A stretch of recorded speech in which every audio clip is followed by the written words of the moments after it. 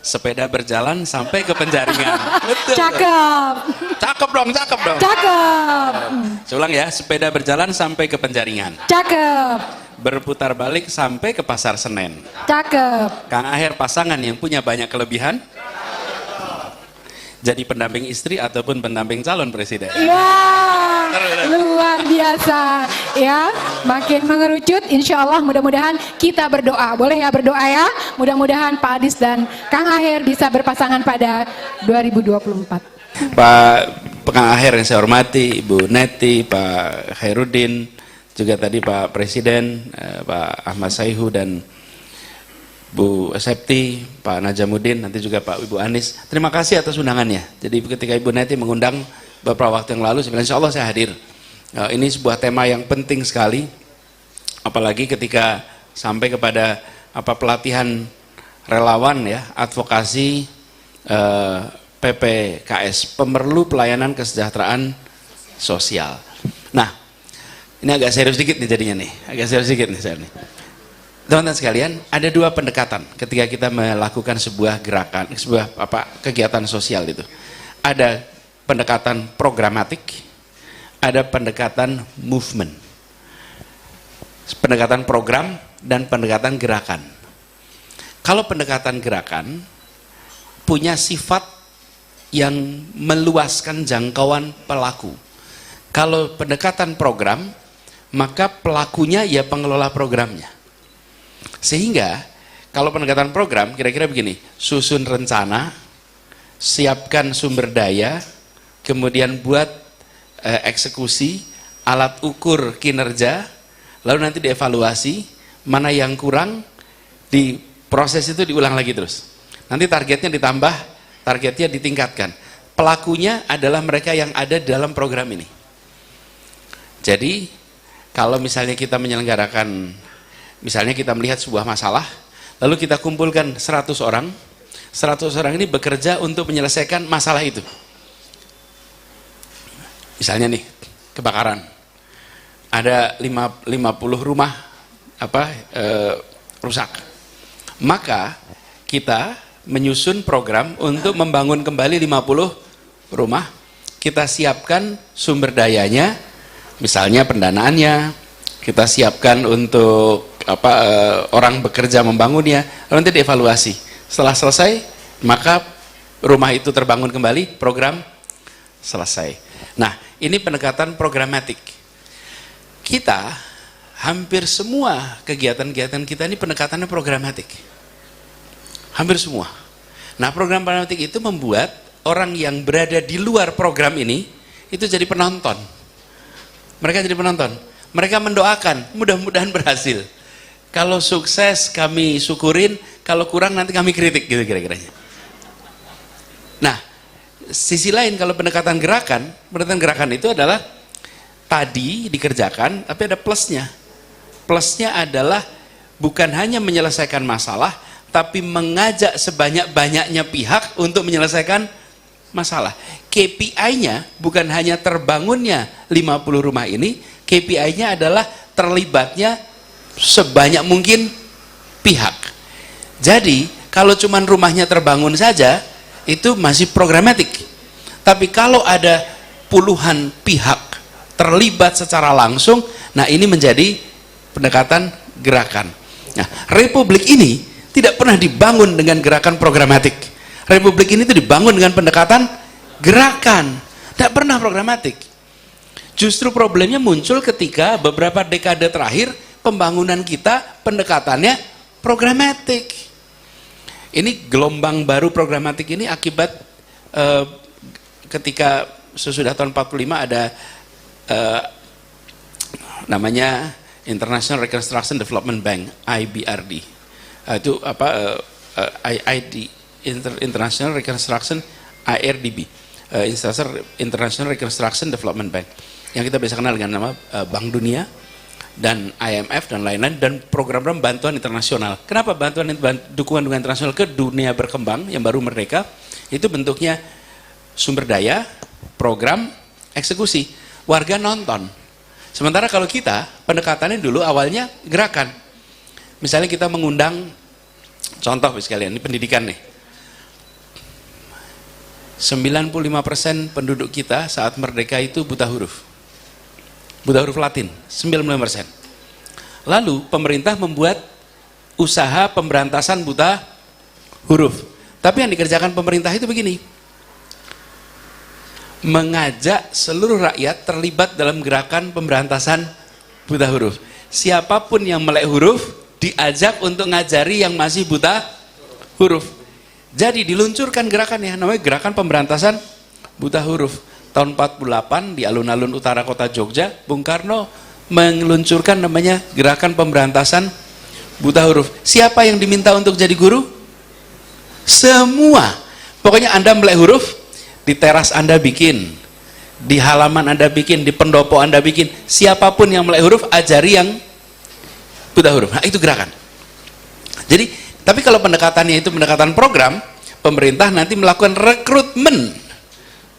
Rekrutmen guru-guru untuk mengajari. Tidak, ini semuanya dipanggil. Sama, mempertahankan kemerdekaan juga begitu. Bayangkan kalau mempertahankan kemerdekaan itu program, Pak. Tentara Sekutu datang, lalu rakyat bilang, oh ini program Kementerian Pertahanan. Silahkan Kementerian Pertahanan berperang melawan Sekutu. Kami doakan mudah-mudahan menang. Kalau Anda kalah nanti kami kritik lah gitu. Tuh kami nonton semua. Nggak ada yang terpanggil. Tidak. Dibangun semuanya turun tangan, betul tidak? Bahkan kalau mempertahankan kemerdekaan itu hibahnya bukan cuma waktu, hibahnya nyawa. Jadi ini semangat gerakan itu ada di dalam dasar republik ini dibangun. Nah, sekarang kita harus kembalikan lagi semangat itu. Nah, kami mencoba di Indonesia Mengajar waktu itu. Jadi bukan hanya menyelesaikan masalah, tapi mengajak semua pihak untuk menyelesaikan masalah. Nah, disinilah yang saya usul, kalau teman-teman semua di sini para relawan advokasi PPKS ini, itu berorientasi pada mengajak, bukan hanya berorientasi pada menyelesaikan masalah sosial. Nah, tapi untuk mengajak ini Bapak sekalian, untuk mengajak itu ada tantangan tersendiri. Apa yang membuat orang mau ikut? Kalau yang sudah berada di sini, saya sebetulnya mendapatkan temanya dari Ibu Neti ini. Temanya itu ya, berkolaborasi dan memberi solusi.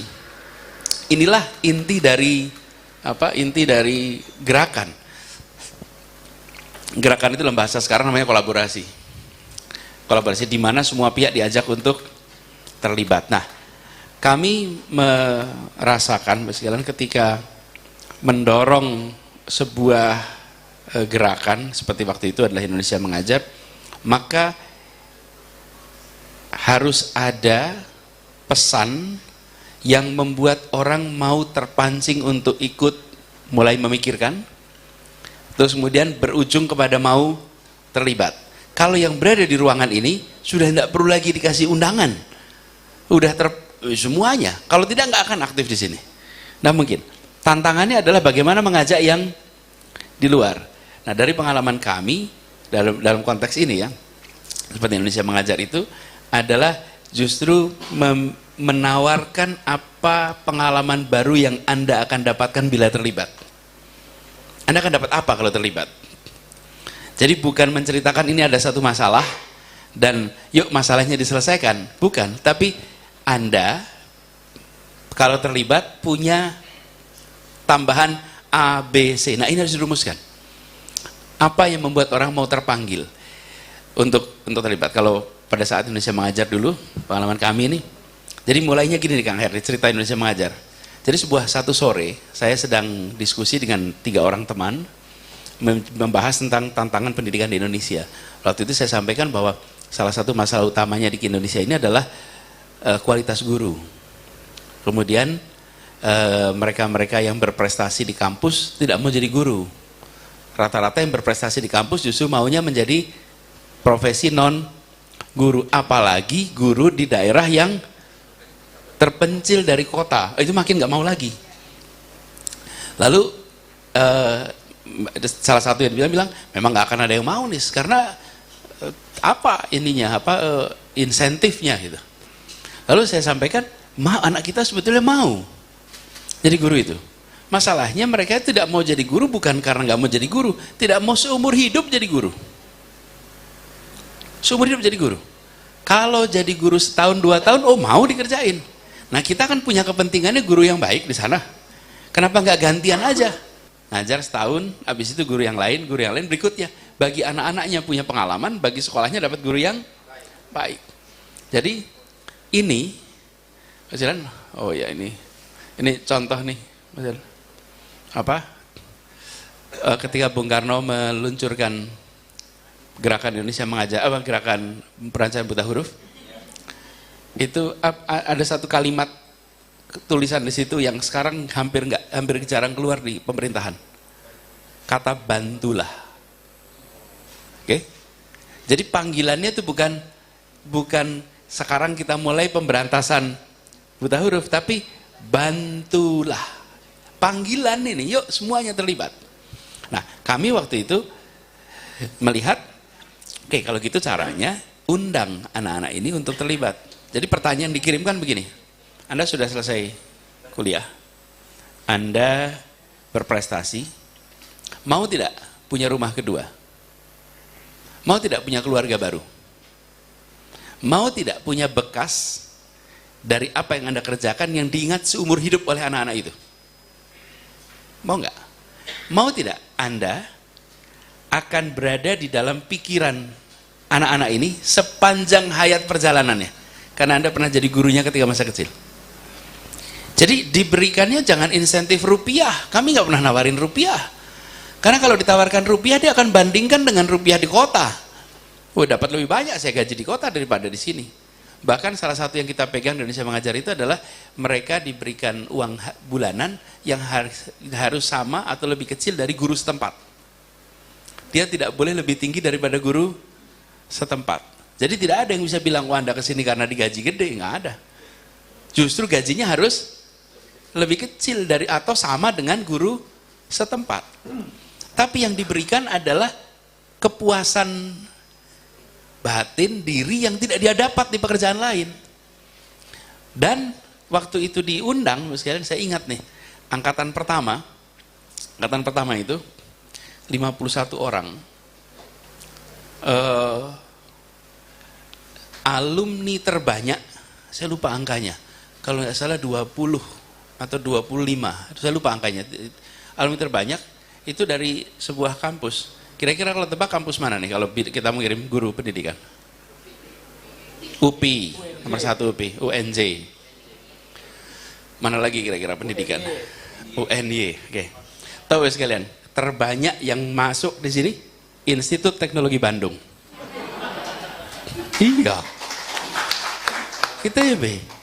Yang terbanyak itu dari ITB. Yang mereka tidak pernah membarangkali ketika kuliah membayangkannya kerja di tempat-tempat yang tidak.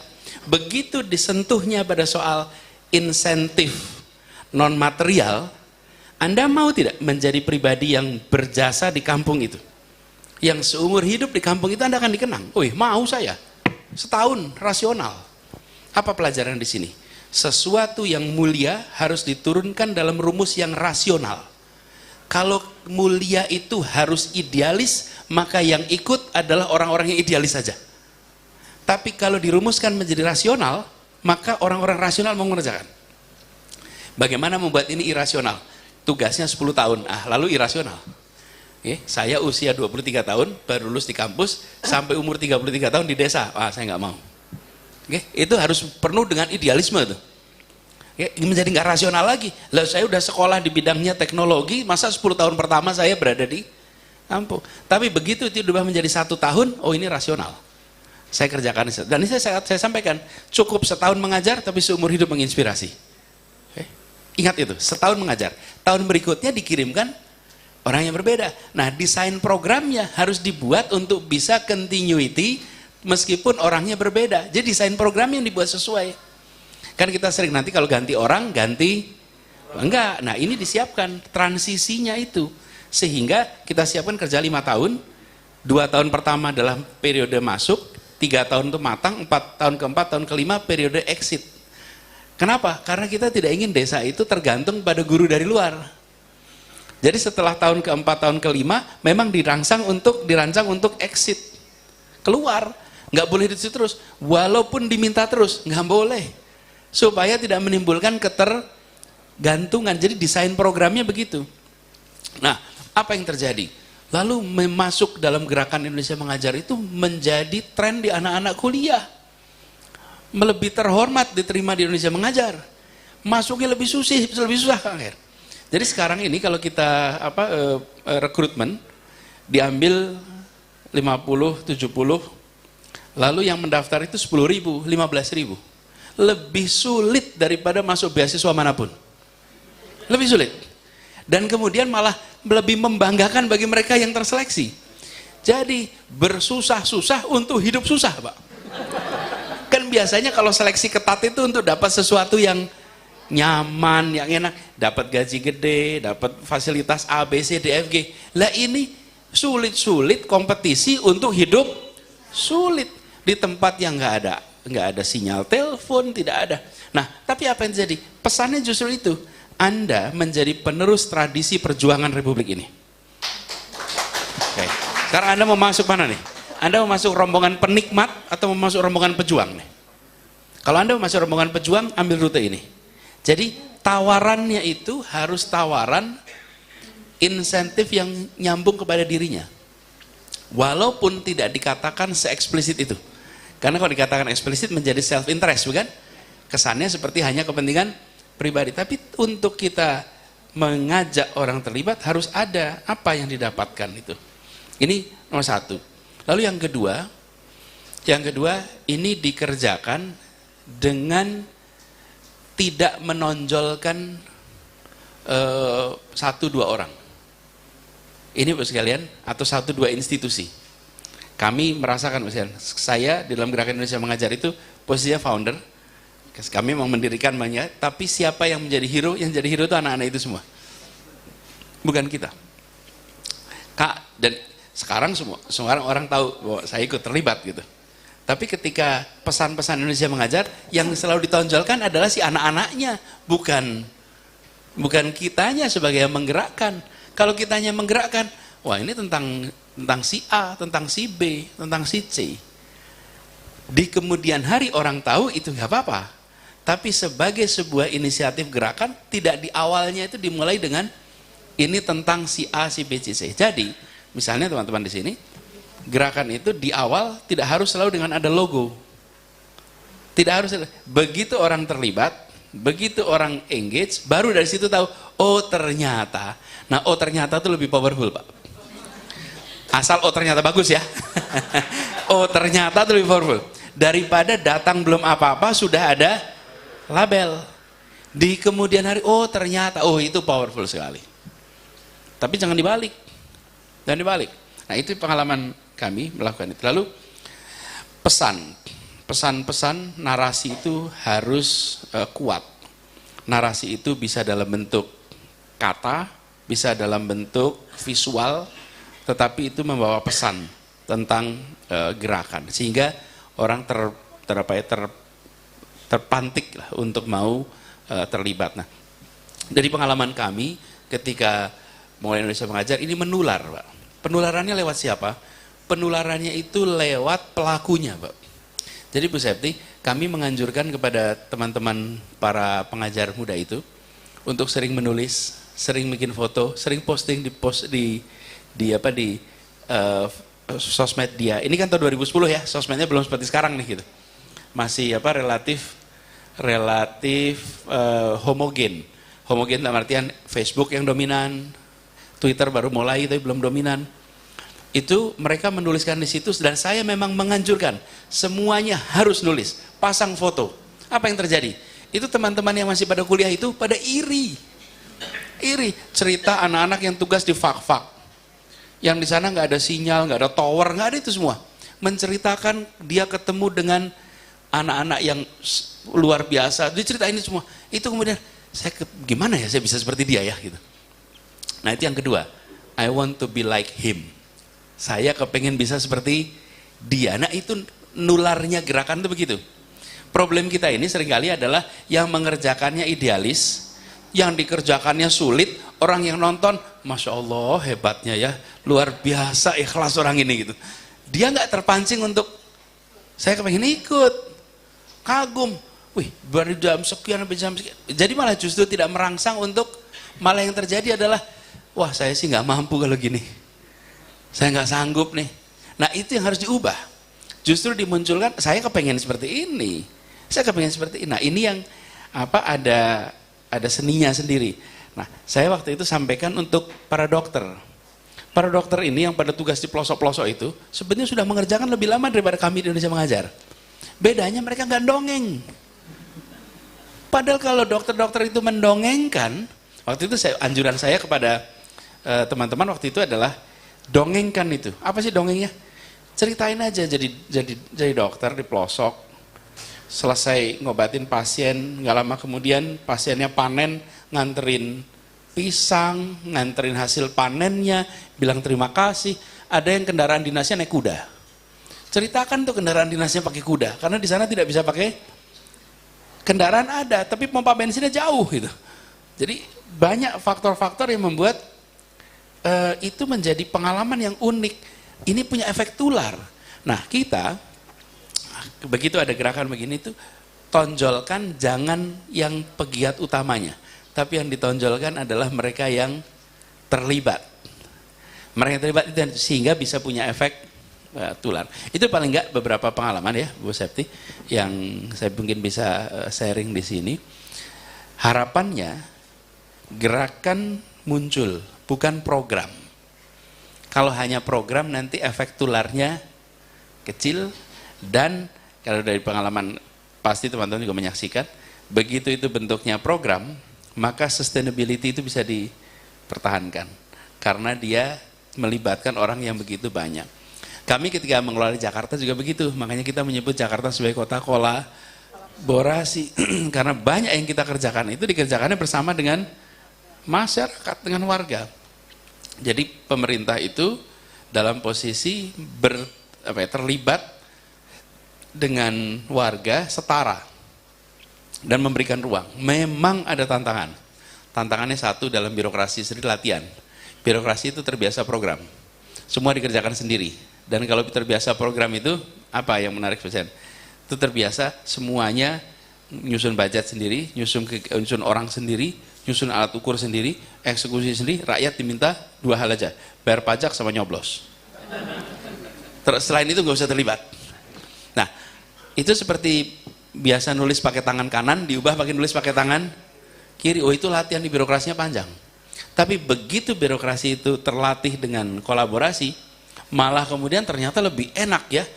Kenapa? Karena warga itu bawa ide, bawa gagasan, mereka bawa terobosan, inovasi, yang di pemerintahan itu seringkali kalah cepat tuh dengan masyarakat. Itu kira-kira bisa sebagai pengantar, mudah-mudahan kita bisa diskusi lebih jauh. Terima kasih. Assalamualaikum warahmatullahi wabarakatuh. Ya. Luar biasa sekali ya yang dipaparkan oleh Pak Anies. Saya sampai speechless nih ya, mau kasih komentar apa. Ini ada beberapa yang saya catat ini ya. Sesuatu yang mulia itu harus diturunkan secara rasional. Gitu ya Pak Anies ya. Saya yakin PKS ini memiliki tujuan yang mulia, kerja-kerja yang mulia, tapi apakah sudah diturunkan secara rasional sehingga mampu mengajak dan melibatkan seluruh rakyat? Ini tantangannya ya Pak Anies ya, kalau kita mengatakan bahwa kerja-kerja sosial PKS yang sudah dikenali, yang betul tadi orang kagum sama PKS, merasa wah nggak bakalan sanggup tuh jadi relawan PKS, terjun di daerah bencana yang sulit, bertahan tanpa mandi, tanpa makanan cukup tapi bisa, tapi yang lain ya hanya mendoakan dan kagum, terpesona. Nah ini mungkin hal yang juga perlu kita belajar ya dari banyak orang termasuk dari Pak Anies, bagaimana membangun semangat kolaborasi, kita menjadi inisiator, menjadi penggerak tapi mampu membuat orang terlibat. Kayaknya sudah mulai banyak bling-bling nih ya, ada yang ingin ditanyakan, boleh kita buka sesi tanya jawab ya Pak Anies, silahkan. Wah ini yang Ibu nih semangat, Ibu boleh? Ya sebelum saya minta 3 orang dulu ya, sebelum nanti saya minta yang dari online. Ibu boleh satu, ada lagi Bapak? Oke Bapak, ada lagi? Oh yang di belakang dulu ya Pak ya, yang kayaknya di belakang bertanya berarti semangat. Baik Pak ya, 3 orang, tolong sebutkan nama, dari mana, dan supaya nanti yang lain juga kebagian pertanyaannya to the point ya, atau kalau mau pernyataan juga to the point. Silakan Ibu.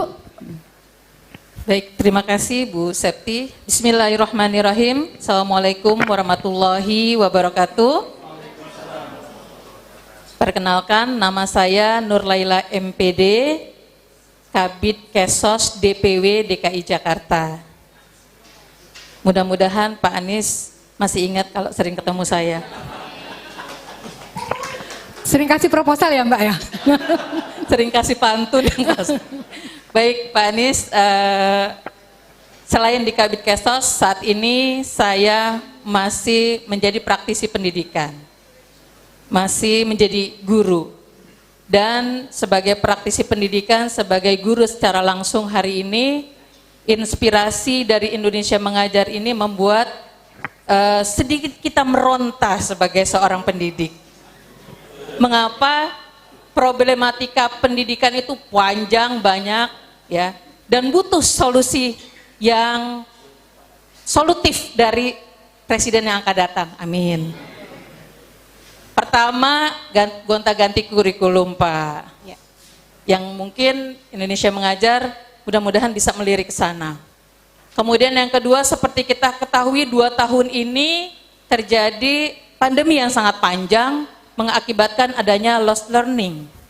Kami berharap, para pendidik berharap, dari konsep Indonesia Mengajar ini dapat membawa arah pendidikan yang dapat menciptakan generasi emas yang hebat. Ya, yang kedua, kami dari relawan di Partai Keadilan Sejahtera ini, di relawan bidang kesejahteraan sosial, berharap gen, yang tadi Pak Anies katakan, gerakan untuk menginisiasi, ditularkan kepada kami Pak. Semoga para relawan ini malah menjadi semangat yang luar biasa untuk menjadi pelopor perubahan pendidikan di Indonesia. Siap para relawan? Iya. Oh, sudah siap Pak, insya Allah. Demikian ya, 2 permohonan kami, tanggapan kami, saya tutup dengan pantun. Kolang-kaling rasanya manis. Cakep. Ditampur es bikinan Pak Raden. Cakep. Kami sangat berharap dari Pak Anies, dari PKS mengusung jadi presiden. Terima kasih. Assalamualaikum warahmatullahi wabarakatuh. Iya, waalaikumsalam. Terima kasih Bu Nur Laila. Lanjut Pak. Ya. Makasih. Dengan Berdiri, siapa Pak? Nama dari mana? Assalamualaikum warahmatullahi wabarakatuh. Waalaikumsalam warahmatullahi wabarakatuh. Saya Dr. Nikmatullah Mansur dari Kesos DPW Banten. Mungkin pertanyaan saya kira sangat bagus ya, ide dari tadi Pak Anies ya, soal pendekatannya jangan program tetapi gerakan. Yang selama ini kami lakukan kelihatannya memang salah, yaitu banyakan adalah program. Dan terutama ya memang di PKS ya kader-kader lah begitu ya, yang tetapi kurang mengajak masyarakat pada umumnya. Walaupun sekarang sudah mulai kita buat kolaborasi ya. Nah kira-kira kalau sudah yang pertamanya pendekatannya program, kemudian dirubah menjadi pendekatan gerakan, dan sudah terlanjur itu, kemudian program itu sudah ada di benaknya masyarakat begitu. Kira-kira apa yang harus dilakukan, gitu Pak Anies? Jadi untuk supaya kita merubah dari pendekatan program menjadi pendekatan gerakan, itu yang pertama. Kemudian yang kedua, untuk memulai kita membuat gerakan, apakah pada kualitas atau pada kuantitas? Mana yang didulukan ya? Kadang-kadang kemudian kita juga mungkin para relawan ini ya memang juga punya tugas sehari-hari, ya memang kita harusnya sih mencari cara yang efektif tidak membutuhkan waktu banyak, tetapi efektif bisa menggerakkan masyarakat untuk melaksanakan pelayanan. Demikian, terima kasih. Contohnya misalnya pada saat ada COVID, nah kita kan gerakannya kalau ada masyarakat yang kena COVID kemudian diisolasi mandiri di rumah, ternyata banyak masyarakat akhirnya yang memang menyediakan rumahnya untuk kemudian membantu penderita COVID untuk bisa siapa yang memberikan makan, kemudian siapa yang kemudian menyelesaikan kebutuhan-kebutuhan dalam keluarga tersebut dan sebagainya. Mungkin itu adalah satu contoh gerakan barangkali. Terima kasih. Assalamualaikum warahmatullahi wabarakatuh. Ya, terima kasih Dokter Nikmatullah. Satu lagi Bapak yang di belakang. Mohon langsung to the point ya, karena ini ada bisik-bisik dari pembawa acara. Kita cuma sampai 10:30 nih dengan Pak Anies. Padahal pengennya sampai jam 11 ya, karena diminta ada press conference nanti ya. Silakan Pak, to the point ya Pak ya. Tolong dibantu mic-nya.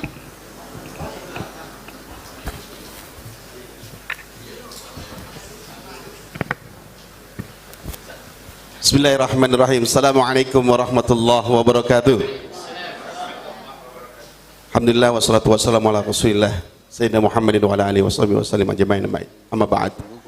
Terima kasih kepada moderator yang telah memberikan kesempatan untuk bertanya. Saya Nur Rahman dari Persatuan Umat Islam, Persatuan Umat PUI ya, PUI Jakarta Timur. Dan kebetulan tadi saya tertarik dengan apa yang disampaikan oleh Pak Anies berkaitan dengan kolaborasi yang akan membawa lebih banyak orang terlibat. Ternyata label itu jangan didahulukan. Itu yang memang jadi catatan buat saya. Saya rasa kebetulan saya di PUI kan kita nggak pakai label PKS begitu kan, tapi kita bergerak. Cuman saya pengen lebih tahu rinci bagaimana kita bisa melibatkan lebih banyak dengan tanpa label tadi. Kurang lebih mohon maaf. Assalamualaikum warahmatullahi wabarakatuh. Iya, terima kasih Pak Anies. Mungkin langsung direspon. Ada sedikit pertanyaan yang mungkin juga jadi pertanyaan teman-teman semua. Tadi kan Pak Anies menyampaikan bahwa yang ditonjolkan itu adalah gerakannya, idenya, kerjanya. Jangan logo dulu atau tokoh ininya ya, tokoh utamanya. Tapi kalau kerja politik ya atau partai itu kan justru kebalikannya Pak Anies. Kita justru harus menonjolkan logo, menonjolkan orang-orang politik karena itulah yang membangun elektabilitas dan popularitas. Nah itu kira-kira bagaimana ya Pak Anies mensinergikan kerja-kerja sosial yang telah dilakukan oleh PKS yang bisa membuat rakyat berpihak kepada PKS, bukan malah mencibir, lu pengen dipilih aja ya kan, jadi dianggap sebagai sebuah pencitraan. Nah kira-kira gimana tuh Pak Anies solusinya? Silakan. Siap, mulai yang terakhir dulu nih, karena lagi hot ditanyain nih gitu. Jadi gini Pak sekalian,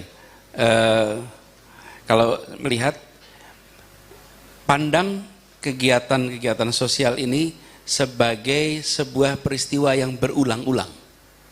Jangan dipandang sebagai peristiwa yang hanya sekali terjadi. Kalau peristiwa itu akan terjadi berulang-ulang, maka proses pembentukan pada persepsi, kan di dalam politik itu ada proses pembentukan persepsi.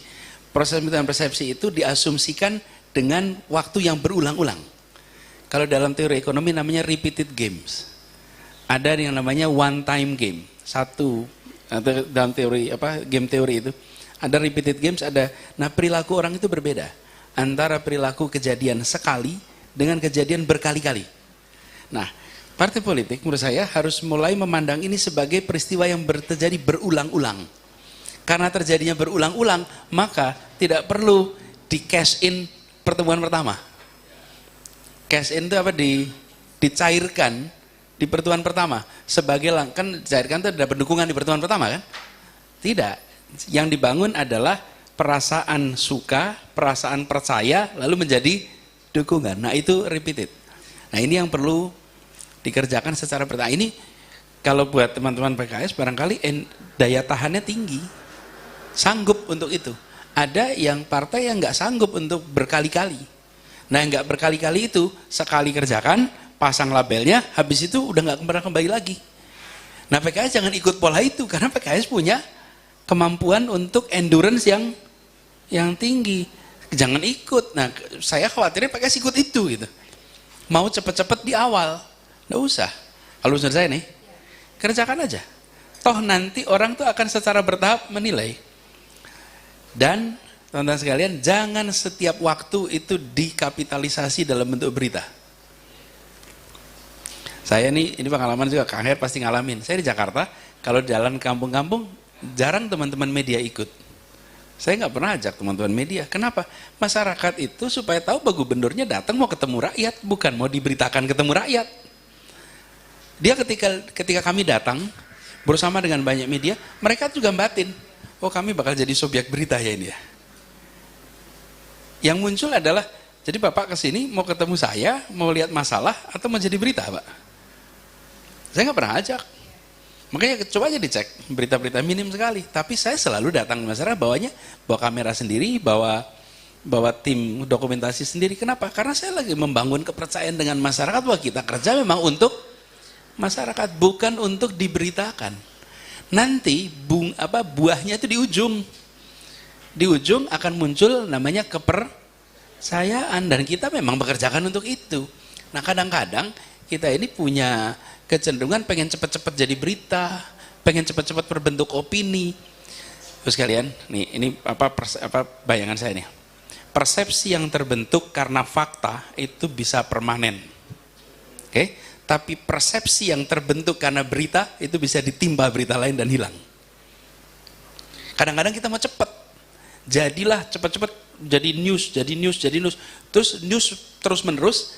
Apa yang terjadi? Rakyatnya nggak punya pengalaman berinteraksi kok dengan kita. Itu topangan itu penting sekali. Jadi persepsi yang dibentuk oleh fakta, oleh pengalaman. Misalnya nih, kami di Jakarta bangun transportasi umum. Kalau di kawasan perkotaan, transportasi umum itu penting sekali. Karena mobilitas penduduk itu menjadi tantangan karena ada ruang yang terbatas dan ada penduduk yang banyak. Kalau di pedesaan mungkin tidak. Ruangnya besar, penduduknya terbatas.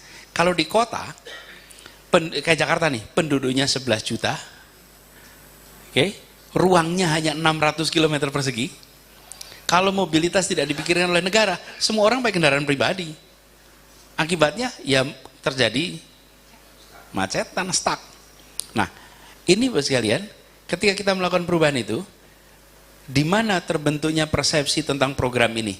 Bukan lewat terus-menerus diberitakan, bukan. Lewat orang yang pada pindah dari kendaraan pribadi ke kendaraan umum. Mereka yang kemudian wah nyaman ya naik kendaraan umum sekarang. Kemana saja bisa 10.000 rupiah. Itu membentuk persepsi yang jauh lebih kuat daripada berita terus-menerus tentang. Kenapa? Karena ditopang oleh kenyataan, oleh pengalaman. Jadi ini yang kami waktu bertugas nih di Jakarta 5 tahun. Rencananya 4 tahun pertama adalah ya 4 tahun itu seluruhnya kerjanya program. Nanti tahun kelima baru mulai kita berkampanye. Kenapa? Karena ada pilkada. Ternyata pilkadanya nggak jadi. Nggak ada pilkada. Ya sudah, kerja terus aja 5 tahun kan. Wong udah nggak ada pilkada pula gitu. Apa yang terjadi? Kenapa itu dilakukan? Karena kami melihat pengalaman yang membentuk persepsi itu akan kuat dibandingkan kata orang yang membentuk persepsi. Kata orang. Nah, kata orang itu bisa cepat naik persepsinya, tapi juga begitu kenyataannya tidak menopang, dia akan turun. Terus kenyataan yang membentuk persepsi itu akan menimbulkan namanya kepercayaan. Ini yang saya rasa bagi teman-teman juga, siapkan untuk endurance yang ya memang sudah siap. Kalau di sini si endurance-nya panjang nih. Jangan membayangkan sekali event, tapi berkali-kali. Itu tadi saya katakan di awal. Lebih baik, oh ternyata, itu lebih dahsyat. Dan di awal tidak ada penolakan, bukan penolakan, tidak ada jarak Pak. Penolakan itu fase terakhir. Fase paling awal itu adalah berjarak. Setelah berjarak kemudian ada potensi friksi. Kalau frekuensi dibiarkan terus, ada potensi konflik. Tapi yang awal itu adalah berjarak. Nah, jarak itu hilang ketika kita datang tanpa ada label apapun. Lalu jalan pelan-pelan. Nah, ini memang tantangan. Lalu saya perhatikan teman-teman PKS ini kan aktif tidak hanya menjelang pemilu. PKS ini kan aktif sepanjang waktu. Ada pemilu, tidak ada pemilu. Nah, kalau memang begitu, kenapa ditonjolkan labelnya? Aktif terus. Justru yang dibangun adalah trust kepada tokoh-tokoh ini, sehingga disitulah nanti insentif politiknya akan muncul. Bagi yang tidak punya energi untuk sepanjang waktu, nah itu biasanya cash in-nya cepat tuh. Lalu yang berikutnya teman sekalian, barangkali yang tidak kalah penting adalah di dalam semua kegiatan ini libatkan yang saya biasa istilahkan adalah internal aktivator. Bapak Ibu sekalian, ini eksternal aktivator di dalam masyarakat. Karena Bapak Ibu orang yang datang ke situ. Ini eksternal aktivator. Harus bisa memunculkan internal aktivator. Kalau tidak ada internal aktivator, nanti seluruhnya bergantung kepada eksternal. Nah, internal aktivator inilah yang kemudian nanti akan memperluas jangkauan sebagai sebuah gerakan sosial. Nah, lalu saya ingin komentari juga tadi Pak Nur Rahman ya ngobrol itu.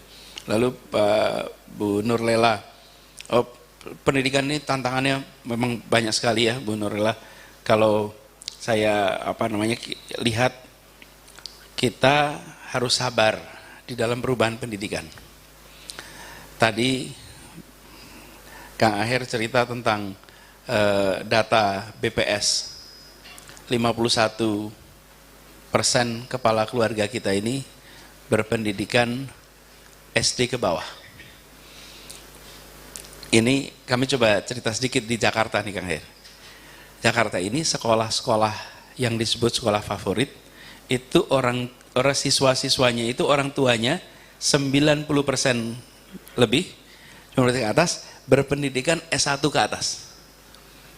Jadi kalau lihat aja sekolah-sekolah yang di Jakarta, sekolah-sekolah yang menonjol, nggak ada orang tuanya yang SD. Nggak ada.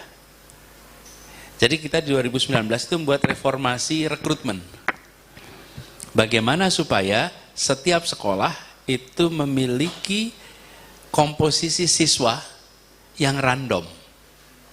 Random. Kalau random pasti mencerminkan masyarakat. Survei kan begitu. Survei juga kalau random pasti mencerminkan masyarakat. Tapi kalau tidak dilakukan secara, nah randomnya pakai apa? Randomnya itu pakai tanggal lahir. Karena tanggal lahir itu random. Nggak ada tanggal lahir yang tidak random. Jadi randomisasi paling mudah itu pakai namanya tanggal lahir. Yang kedua pakai lotre. Nah kalau lotre ini bermasalah nanti.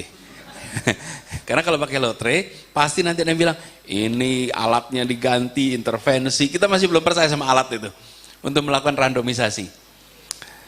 Nah, dengan cara apa yang terjadi setelah itu dilakukan? Yang muncul adalah 30% SD, 30% menengah, 30% tinggi. Itu kira-kira di berbagai sekolah begitu. Apa yang kemudian terjadi? Ini adalah satu perubahan rekrutmen. Saya sampaikan ini konteksnya benar lah. Pendidikan itu efeknya itu lama. Politik ini efeknya diminta tahunan. Jadi tidak banyak yang mau ambil keputusan jangka panjang yang ongkosnya jangka pendek. Waktu kami ngambil keputusan ini, kelas menengah di Jakarta marah. Karena kelas menengah merasa ini privilege ini punya kami. Kan sekolah-sekolah ini sekolah-sekolah yang anak kami biasa masuk. Mendadak sekolah ini bisa dimasuki semua orang. Anak kami tersingkir. Lah emang yang selama ini tersingkir siapa? Tidak ada yang tersingkir. Yang hanya selama ini privilege itu dinikmati oleh siapa? Yang bisa kursus, yang punya buku baik, yang punya fasilitas lengkap, itulah yang bisa masuk sekolah yang tinggi. Begitu itu diubah menjadi random, siapa saja bisa masuk. Tidak ada penyingkiran, jumlah slotnya memang sama. Tapi mendadak muncul yang namanya kesetaraan kesempatan. Kesetaraan kesempatan itu bagi yang sudah punya kesempatan besar itu namanya menghilangkan kesempatan dia. Tapi bagi yang tidak punya kesempatan, dia dapat kesempatan baru. Nah, bagi rakyat yang biasa kalah di Jakarta itu, nggak dapat sekolah bagus tuh ya memang kami kan dari orang miskin, memang nggak pernah, udah untung dapat sekolah. Kalau tersingkir juga untung udah dapat sekolah. Nah ini yang kemarin diubah, tapi dampaknya baru nanti kita lihat 2 dekade yang akan datang, karena anak ini baru masuk SMA, baru masuk SMP, nanti 2 dekade yang akan datang baru kita lihat. Nah problemnya dalam politik seringkali kita berhadapan dengan situasi yang saya hadapi waktu itu, yang datang pendukung-pendukung kita, Kang. Pak Anies kami mati-matian kemarin, kampanye kami. Sekarang kenapa Bapak bikin kebijakan anak-anak kami gak bisa masuk? Lah itu kan ongkosnya real tuh. Jadi saya bilang, Bapak Ibu, dulu dukung itu kan untuk menghadirkan keadilan, bukan? Lah kita ingin sistem yang tidak adil ini. Saya tanya sama Bapak Ibu semua di sini, di ruangan ini, waktu itu ketemu. 40 tahun yang lalu Bapak Ibu di mana? Oke, kakek Bapak Ibu sekalian bisa baca tulis tidak? Gak ada yang bisa baca tulis. Itu yang namanya eskalator itu dinikmati oleh bapak, oleh orang tua bapak dulu. Sekarang eskalator itu didominasi oleh mereka yang sudah pada naik kelas.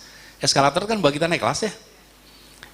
Dinaikin tangganya apa tidak, kita naik kelas tuh oleh eskalator. Eskalator itu sekarang dipakai oleh mereka yang sudah naik kelas terus. Akhirnya apa? Ketimpangan di masyarakat itu struktural. Yang miskin tetap miskin, yang sudah makmur makin makmur. Kenapa? Karena tangga itu tidak bisa dinikmati oleh semua. Jadi saya jelaskan argumen saya, berdebat sih agak panjang dan emosional sekali. Emosional sekali, karena menyangkut anak nih. Sampai akhirnya saya bilang kita akan tetap jalan terus. Kita dituntut, diproses segala macam, bismillah jalan terus. Nah ini yang seringkali benar dalam proses politik enggan untuk diambil. Kami waktu itu putuskan untuk ambil, kenapa? Karena kami yakin bahwa ini akan bisa mengubah wajah Jakarta di masa jangka panjang. Karena mendadak kesetaraan kesempatan itu akan terjadi. Sama kan, partai keadilan kan harus keadilan kita ini. Fokusnya pada keadilan kita. Udah adil supaya sejahtera. Nah kalau pintunya itu, sekarang kalau saya tanya di ruangan ini, Pak Dr. Nimatullah, Bapak generasi keberapa yang kuliah? Pak Nimatullah, Pak Dokter, generasi keberapa yang kuliah? Dari keluarga Bapak? Dari keluarga Bapak. Enggak, bukan. Ayah Bapak, kakek Bapak kuliah enggak? Nah, itu dia. Generasi pertama berarti ya? Karena ayah enggak kuliah, Pak. Saya selalu kalau di depan saya tanya, sekarang saya tanya Bapak, ayahnya dulu kuliah tidak? Tidak. Ayah kuliah tidak? Tidak. Nah itu dia. Jawabannya Bapak dapat kesempatan kuliah, jadi bisa duduk di ruangan ini.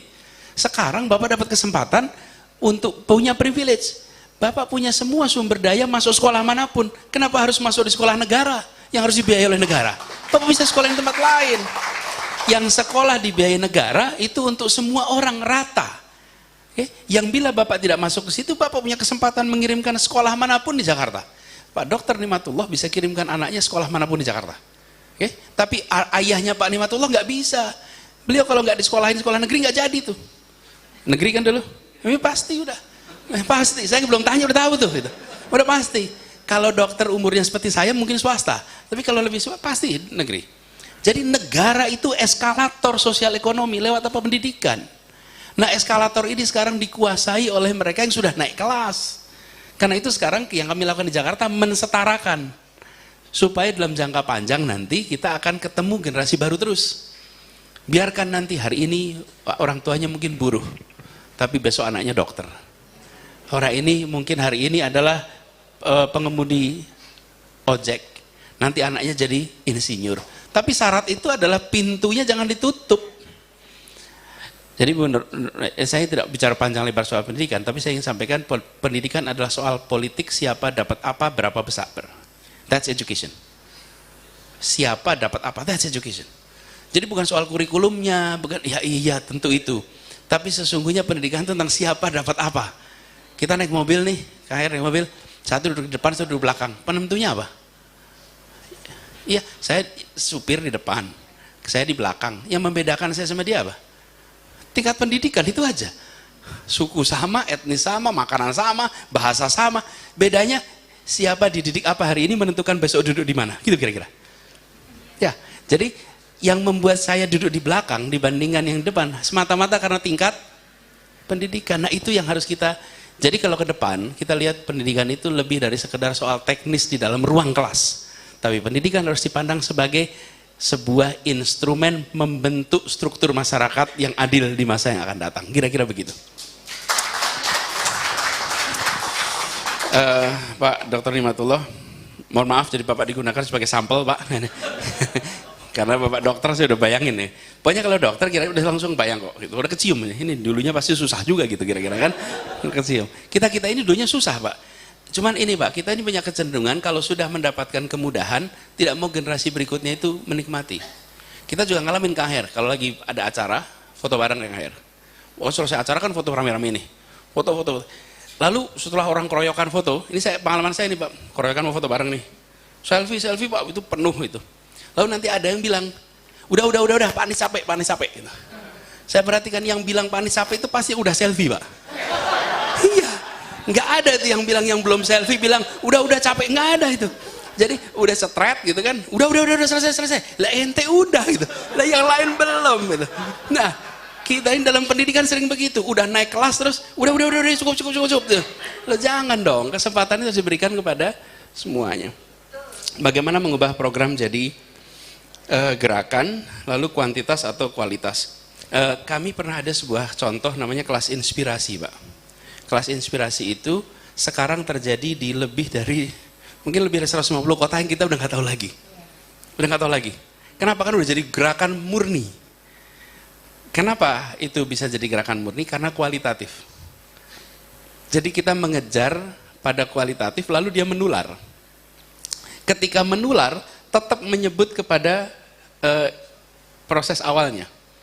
Jadi sekarang yang namanya kelas inspirasi itu ada di seluruh Indonesia, dikerjakan secara mandiri, dan kami malah udah nggak bisa lagi ngitung, saking bisa dicontohnya, saking mudah, tinggal ngumpulin orang, sambil ngumpulin orang yang sudah sarjana, yang sudah pada berhasil, lalu kembali ke sekolahnya masing-masing, lalu menceritakan pengalamannya menjadikan kelas inspirasi. Jadi kalau boleh saya usul, lebih pada kualitatifnya, tetapi punya efek kuantitatif. Lalu yang sudah terlanjur jadi program lebih mudah Pak. Lebih mudah kalau program menjadi gerakan karena bukan lebih mudah sih, artinya bisa dikerjakan dengan secara sadar nambah KPI. Berapa banyak orang terlibat di dalam program. Kalau kemarin kan seberapa sukses program menyelesaikan meraih target. Nah, itu ditambah KPI-nya. Menjadi berapa banyak orang terlibat. Kalau itu bisa dilakukan insya Allah aman. Gitu ya. Ya, kita kasih applause untuk Bapak Anies Baswedan. Saya yakin banyak sekali yang ingin bertanya, yang di online pun demikian, tapi saya udah dipelototin sama Bang Indra nih. Jam 10:30 kita akan lanjutkan dengan konferensi pers. Jadi intinya adalah kita memang harus terus menggali, terus belajar, terus mencari inspirasi dari orang-orang hebat. Salah satunya dari Pak Anies. Dan ini juga Kang Aher ini juga adalah salah satu gubernur inspirator ya. Selama 2 periode memimpin Jawa Barat ya. Kalau hitung-hitungan periode, Pak Anies kalah nih sama Pak Aher nih. Kang Aher 2 periode. Tapi insya Allah ya nanti bisa bersama. Baik ya.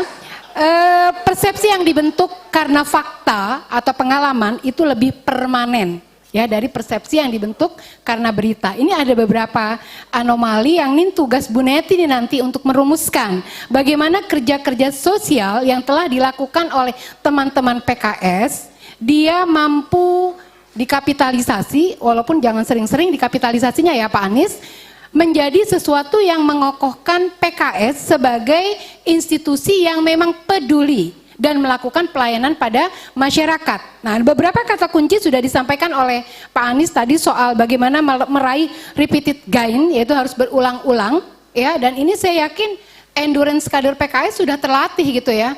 Orang boleh punya sekian ribu ambulan, orang boleh punya sekian ribu markas peduli, tapi apakah mereka juga mampu memiliki kader-kader dengan endurance yang sudah diakui? Diakui ya Pak Anies ya, insya Allah. Kemudian juga bagaimana bisa membangun kepercayaan dari masyarakat bahwa mereka memang percaya, ada atau tidak ada logo, mereka percaya PKS dan kader-kadernya akan terus bergerak dan melakukan pelayanan pada masyarakat. Dan yang terakhir, meletakkan para internal aktivator di setiap titik-titik pelayanan. Jangan kita yang melayani, kita yang cari dananya, kita yang bikin proposal, semuanya kita dan mereka hanya menikmati. Ini tidak membuat masyarakat bergerak atau terlibat di dalam gerakan tersebut. Saya mohon maaf kalau tidak bisa memberikan kesempatan kepada teman-teman, termasuk yang tadi sudah di PHP-in yang online ya untuk bertanya, karena jam 10.30 harusnya Pak Anies sudah melakukan conference. Saya Dwi Septiawati sebagai moderator, mohon maaf jika ada hal-hal yang kurang berkenan, termasuk kalau ada kepleset-kepleset mohon dimaafkan ya Kang Aher, ini punten ini ya. Kalau ada hal-hal yang harus disemprit nggak apa-apa, tapi saya begitu berbunga bahwa pada hari ini Pak Anies hadir di PKS dan juga bersama dengan Kang Aher. Mudah-mudahan ini bisa menjadi satu frame hingga 2024. Dan sebagai penutup, ini saya nyontek nih ya, masih ada pantun yang harus saya bacakan. Ini pantunnya ya. Nah ini. Jiwa yang kuat berwajah manis. Tadi Kang Aher ya, Pak Presiden juga ngomong berwajah manis. Makan ketan kuning sambil minum es. Tetap semangat ya Pak Anies. Sabar menunggu janur kuning dari PKS. Ya. Satu lagi, wajah manis berkalung indah di leher. Kita berdoa Pak Anies berpasangan dengan Kang Aher. Ya, terima kasih. Sampai bertemu kembali pada. Saya kasih pantun juga. Oh boleh. Oh ya, boleh dijawab dulu pantunnya. Silakan, Pak Anies silakan. Balas. Lawan ya, lawan. Mikirnya panjang. Saya sepeda terus soalnya nih, sepeda terus. Iya. Siapa yang bilang sepeda tadi? Udah ngedahuluin itu dia. Sepeda berjalan sampai ke penjaringan. Betul. Cakep dong. Cakep. Saya ulang ya, sepeda berjalan sampai ke penjaringan. Cakep. Berputar balik sampai ke Pasar Senen. Cakep. Kang Aher pasangan yang punya banyak kelebihan. Jadi pendamping istri ataupun pendamping calon presiden. Ya, luar biasa. Ya, makin mengerucut. Insya Allah mudah-mudahan kita berdoa. Boleh ya berdoa ya. Mudah-mudahan Pak Adis dan Kang Aher bisa berpasangan pada 2024. Ada lagi Pak Anies? Udah. Oh, udah. Ada penyerahan cenderamata yang akan disampaikan oleh Kang Aher. Kami persilakan Kang Aher oleh Wakil Ketua Majelis Syuro.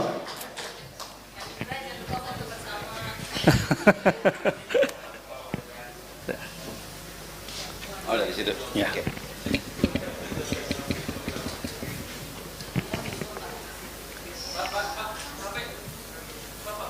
Oke.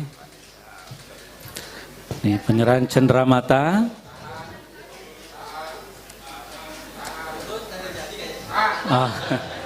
Oke. Dan satu lagi, ini simbol keris. Masya. Simbol keris. Ini Mas Anies paham. Rumahnya juga joglo ini Mas Anies.